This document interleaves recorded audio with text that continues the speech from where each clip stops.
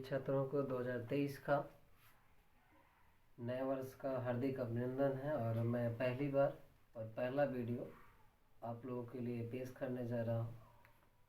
और मैं सोच रहा हूं कि सबसे पहले स्टार्टिंग करते हैं और 2D एंड 3D से।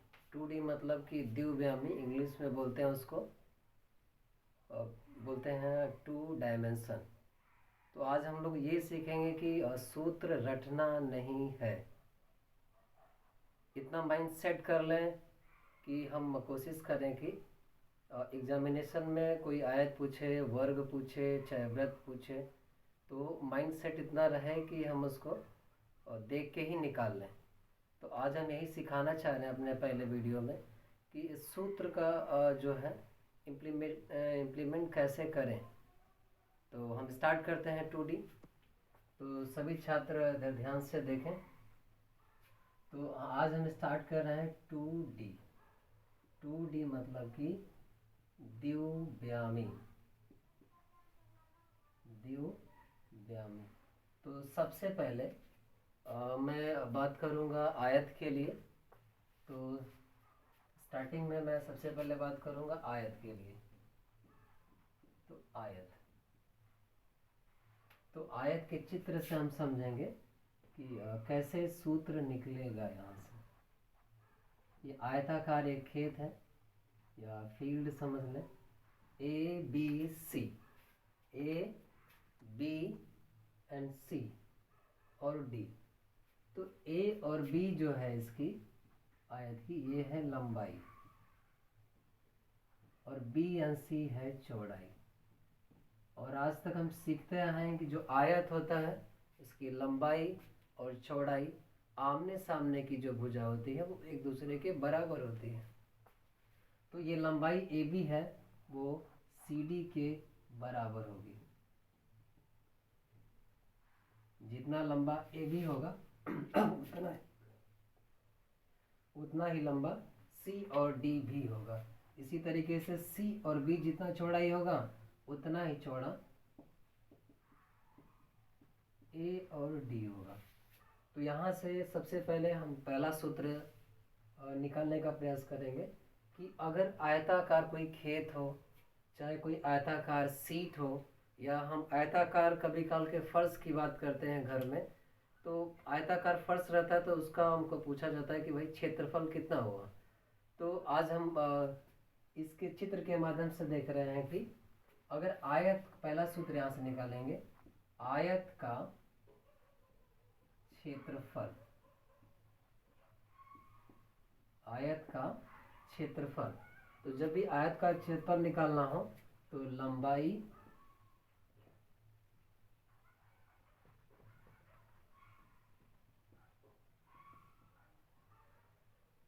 गुणे चौड़ाई।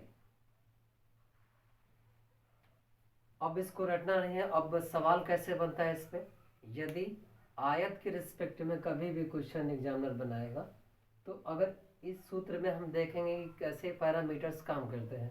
इसमें हम देख रहे हैं कि एक तो हो गया आयत का क्षेत्रफल, दूसरा लंबाई, और तीसरा हो गया चौड़ाई। अगर इस पर कभी कल का सिंपल क्वेश्चन बनेगा क्लास 6, 7, 8, 9, 10 के लिए, और कुछ वैकेंसियों के लिए भी जब सवाल बनता है अर्थमेटिक्स का, तो वहाँ हम देखेंगे कि या तो सवाल में पहले से या तो क्षेत्रफल दिया हो, और क्षेत्रफल देने के साथ साथ या तो लंबाई दिया रहेगा या तो चौड़ाई। तो सीधा सा हम जान पाएंगे 1, 2, 3, मतलब पहला पैरामीटर आयत का क्षेत्रफल, दूसरा लंबाई और तीसरा चौड़ाई।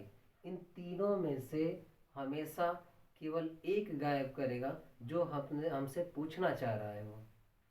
तो यदि हमारे पास लंबाई और चौड़ाई दिया रहेगा तो हमसे पूछ लेगा आयत का क्षेत्रफल। यदि आयत का क्षेत्रफल दिया रहेगा तो हमसे पूछ लेगा आयत का क्षेत्रफल, और लंबाई दिया रहेगा तो चौड़ाई पूछ लेगा। इसी तरीके से अगर हमसे लंबाई पूछना चाहेगा तो सवाल में पहले से ही आयत का क्षेत्रफल और चौड़ाई दिया रहेगा, तो हम इसको ट्रांसफ़र करके निकाल पाएंगे। इसी तरीके से अगर दूसरे फार्मूले की हम बात करें तो आप बात करेंगे आयत का विकर्ण। आयत का विकर्ण। अगर विकर्ण कुछ लोग सोचने लगते हैं कि कैसे निकलेगा, तो ये देखिए ए और सी को मिला दें या तो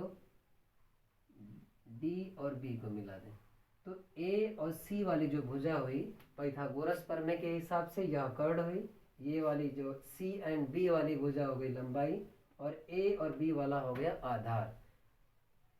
तो यहाँ बात करेंगे विकर्ण बराबर, तो हो जाएगा अंडर रूट लंबाई का स्क्वायर प्लस चौड़ाई का स्क्वायर, क्योंकि पाइथागोरस प्रमेय के हिसाब से कर्ण हमेशा लंबाई स्क्वायर प्लस चौड़ाई स्क्वायर का योग के बराबर होती है। तो यहाँ से ये निकल जाएगा। अब यहाँ पे भी हम देखेंगे कि 3 पैरामीटर यहाँ से भी सेट है, एक तो विकर्ण, दूसरा लंबाई और चौड़ाई। शायद हमको कभी काल के अगर इस पे सवाल बनाना चाहेगा ये, तो आयत का विकर्ण दे देगा और उसमें से एक दे देगा लंबाई।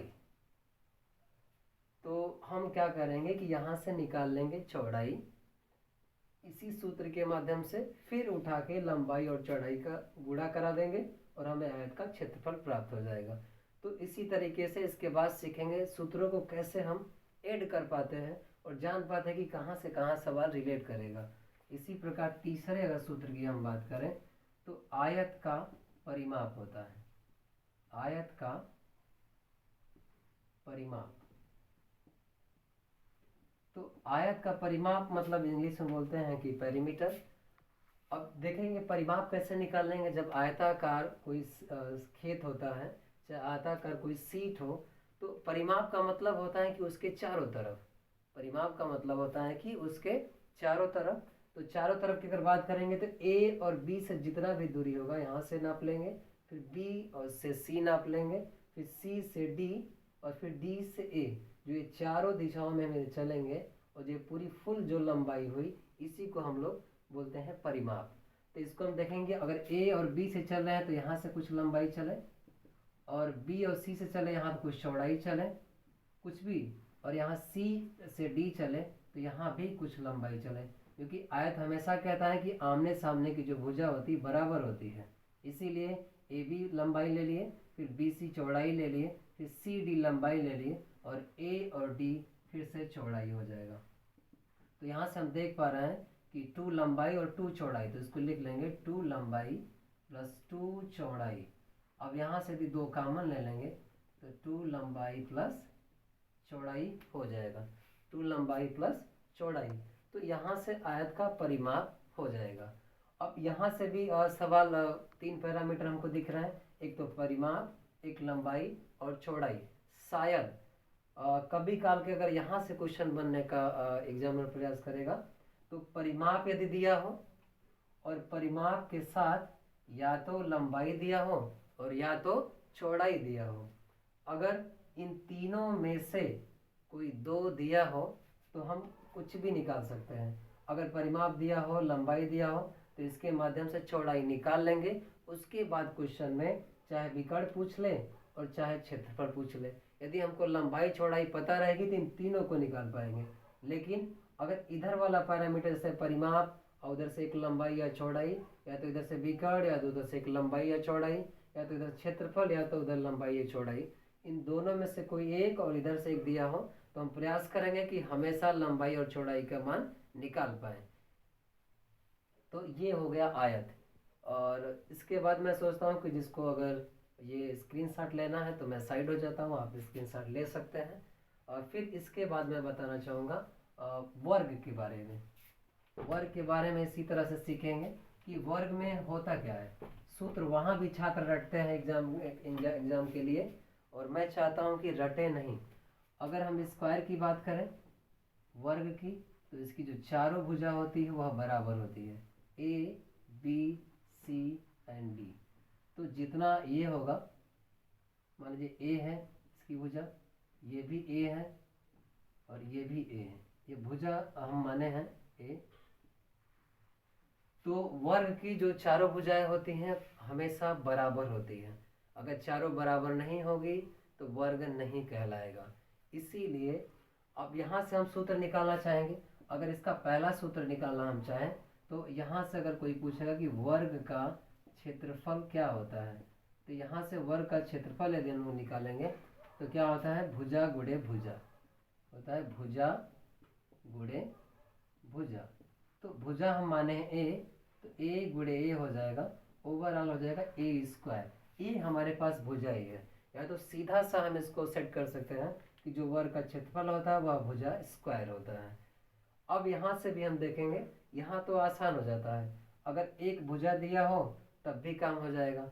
लेकिन इसके बाद यदि हम देखेंगे कि अगर वर्ग के विकर्ण के बारे में बात करें, वर्ग का विकर्ण,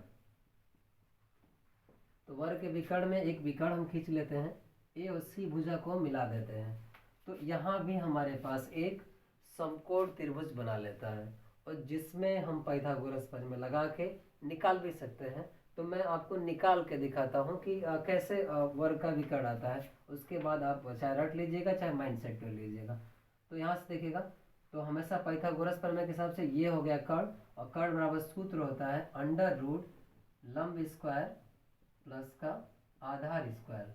तो लंब हमारे पास है ए और आधार भी है ए, तो ए स्क्वायर प्लस ए स्क्वायर हो जाता है बीजगणितीय जोड़ के अनुसार 2a स्क्वायर।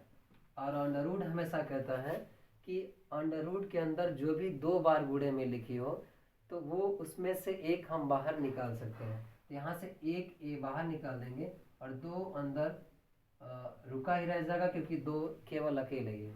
तो यहाँ से निकल आ गया वर्ग का विकर्ण a अंडर रूट 2। इसी तरीके से यदि हम बात करेंगे तीसरे सूत्र की, अगर पूछ लिया जाए वर्ग का परिमाप, वर्ग का परिमाप, अब यहाँ भी सोचेंगे, रटना नहीं है, वर्ग का परिमाप का मतलब कि इसमें भी चार भुजा है और चारों भुजाएं बराबर है।